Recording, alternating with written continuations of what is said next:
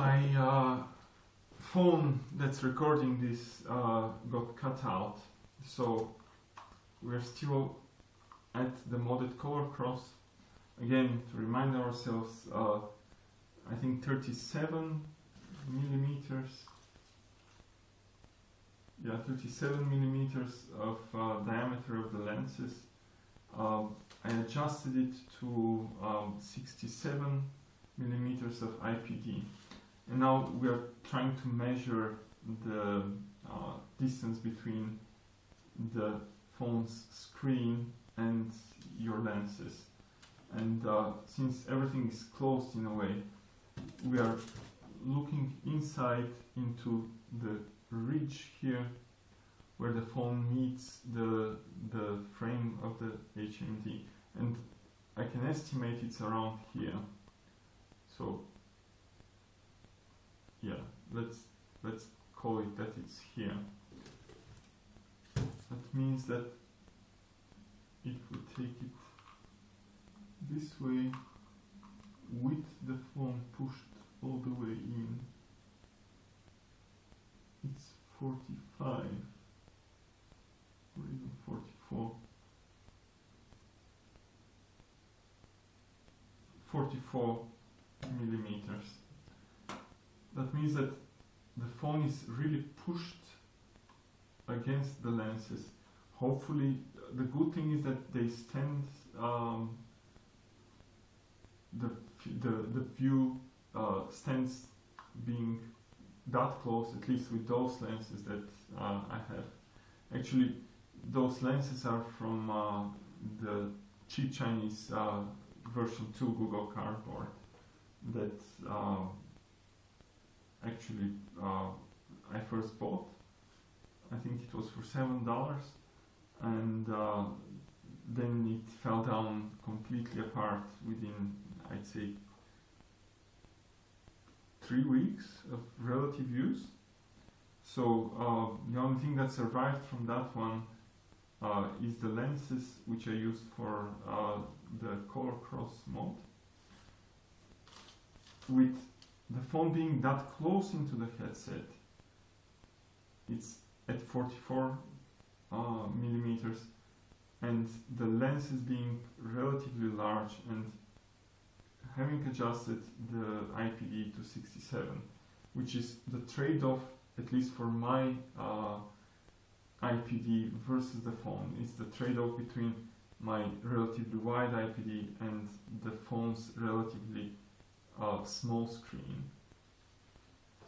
With that all, I see zero.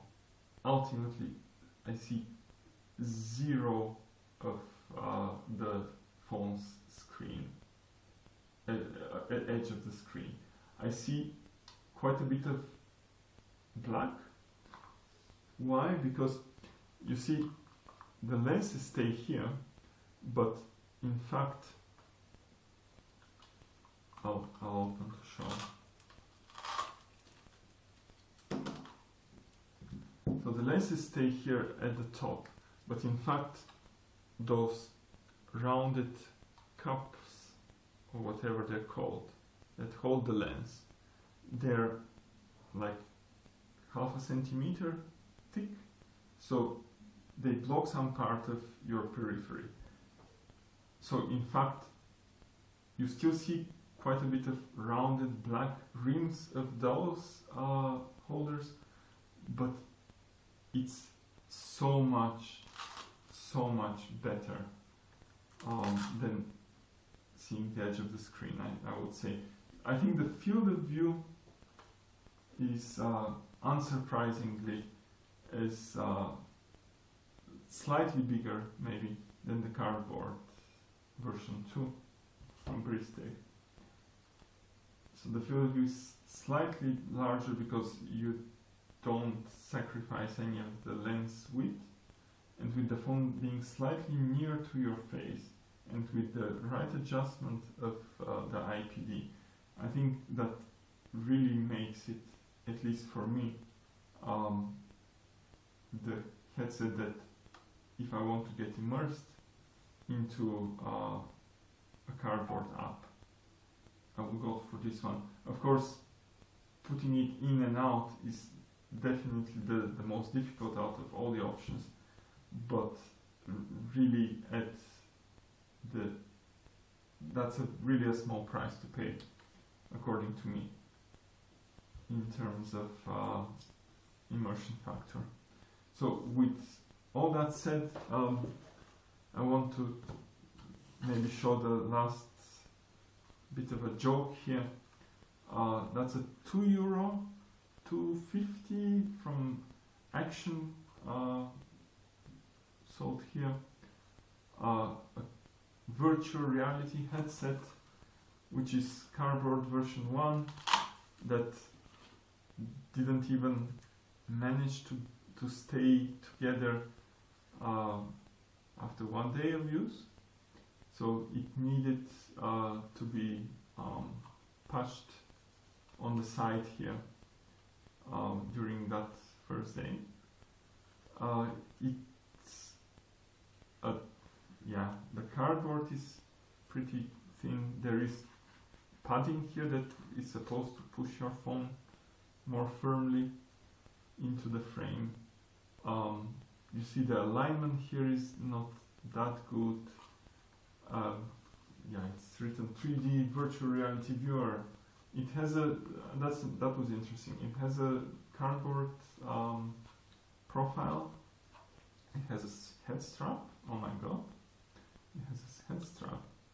So it has no magnet, no capacitive button.